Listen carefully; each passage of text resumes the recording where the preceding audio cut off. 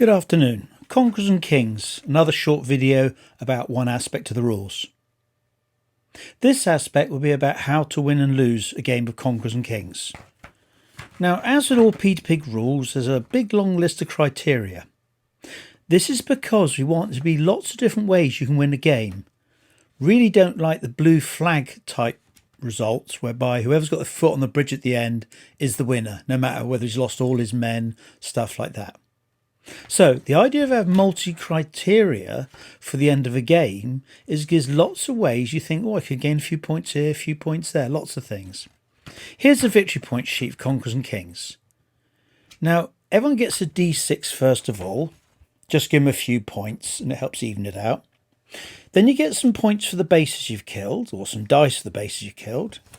Points for killing generals, the zones you occupy, and a few compensations. Now let me show you how that works in practice. On the battle sheet, these are downloadable off the website. The battle sheet's got all the things you need to write during a game. It's got about your deployment, your battle tactics, everything you need. This means you really shouldn't have to open the rule book during a game. It should all be just here for you. And it's under landscape form, so you can put it on the edge of your table. Because a Conquerors and Boards game table is only 2.5 feet deep, leaves a bit of space each side. Now, the important thing today is down the bottom corner, the end game zone values. You win a game of Conquerors and Kings by a combination of the ground you hold and also the men you've killed and a few other little odds and ends. Now, you can see quite clearly here it's got defender table edge, attacker table edge. The attacker needs to take a lot of zones before he gets the valuable ones. On defender table edge, these valuable ones are quite near his own edge. So if at the end of the game defender's held his battle line and the attacker's not really got there, well, defender will probably win. Although there are other criteria as well. Let me show you for an example. Let's say this player is the attacker. I just made this up. He might have taken these 3 zones on the left. There's only 5 zones deep on the table. He might also be holding all these zones here. Here, he may only have got that far, and also there that far. Most valuable zones are in the middle of the table. This flank, still not got very far, because defenders are holding on. But this flank, he might have got all the way up to the end. Now let's add up what he's got. It's 3, 4, 5, 6, 7, 8, 9, 10, 11, 12, 13, 14, 19, 20. He's got 22 points. 22. Now defender has his up the other way. It's upside down, but I think you know what I mean. Now, defender may have held these zones here, and these zones here, and that one there, and these 2 here. Some zones might be claimed by neither player. The defender's got 9, 11, 20, 22, 23. Pretty close. So by holding less than half the table, defender has still got more zones. The reason being that his zones are more valuable. He's got to defend. Now, 22 to 23 is really close. In that case, defender would just gain 1 point for the 1 extra zone. Now, it's possible for an attacker to totally outflank a defender and claim several columns on each flank and outdo him by an awful lot of zones. So there's lots of zones here and they matter towards the game victory. Here it's only 1, so it's quite close. Now, the next criteria is the number of dead bases. At the end of the game, both sides probably have a load of dead bases. There we go. Here are a load of dead bases. Now, the way it works is this. It's not on unit destruction, but on the bases. Now, we make 3 ranks of figures. As well as the zones taken, which contribute towards the victory points, also the amount of people you killed matters too. Now, the victory points for killing works like this. Each pair of veteran or elite troops, so here we've got 1 complete pair, which is 1 dice. Each 3 or trio of ordinary trained troops, we've got 1 lot of 3, 2 lots of 3. It's got to be complete 2s and complete 3s. And the levy and skirmishers, who aren't very important, per 5. So there's dice there. These 2 don't count. It's got to be per complete 2 for veterans, complete 3 for trained, complete 5 for levy. Now, these 4 dice will be given to the opponent. They're called his kill dice. He's earned 4 dice by killing some of your men. The amount of dead here is quite normal for a game.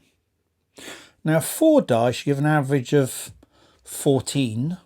But you know what averages are like. They don't always turn up to be true. So here are the 4 dice. The opponent would take the dice, he'd roll them.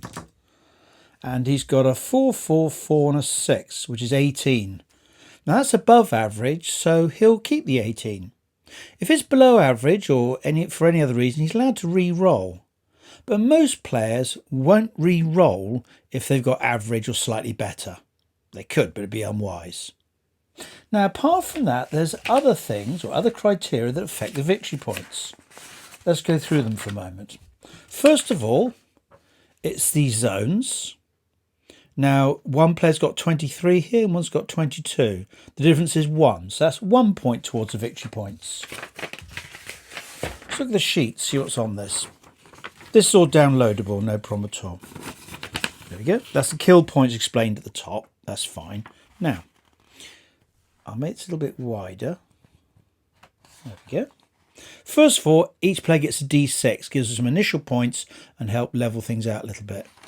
Then, as I've said, a D6 for every complete 2 veteran elite elephants, a D6 for each complete 3 trained troops, doesn't matter whether they're foot or mounted, just their quality, and a D6 per 5 levy skirmishers.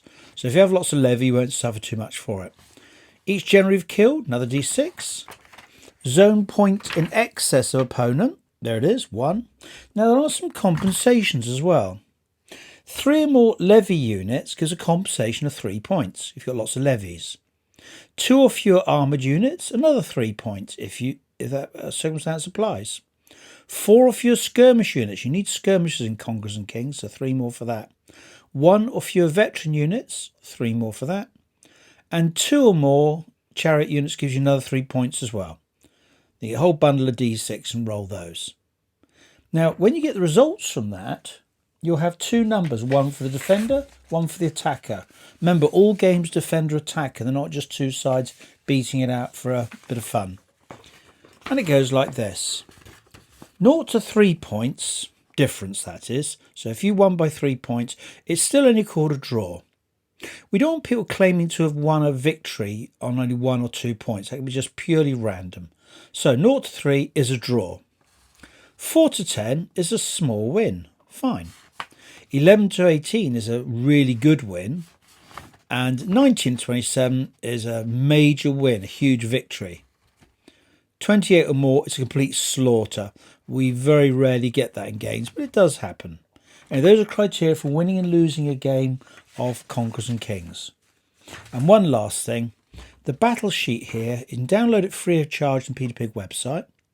It's full of little bits and pieces. So top left hand corner is how to set up the game. There's only 1, 2, 3, 4, 5, 6, 7, 8, 9. There's only 10 stages and all pretty well defined. Working out who the attacker and defender is, fine. Laying out the scenery, these are all reminders. There's your battle tactics, which I've spoken to about in a previous video. A few depletions for defender. The scenario, I'll mention that again later. The countdown's on the bottom. The game only lasts for 36 points. Each player at the end of their own turn rolls a d6. They can re-roll, of course, and that takes off the countdown. So if you roll a 3, you cross off 36, 35, 34. There's only 33 left of the game. The next player in his turn might roll a 4. So he takes off 33, 32, 31, 30. There's 29 points left of the game. Now, the idea of having a battle sheet like this is that you really don't need to look in the rules for a game. Obviously, we played a fair bit, but after a couple of games, you won't need to refer to the rules. The battle sheet and the play sheet do it all for you. It's nice and straightforward. Anyway, that's Conquerors and Kings victory points. Thank you.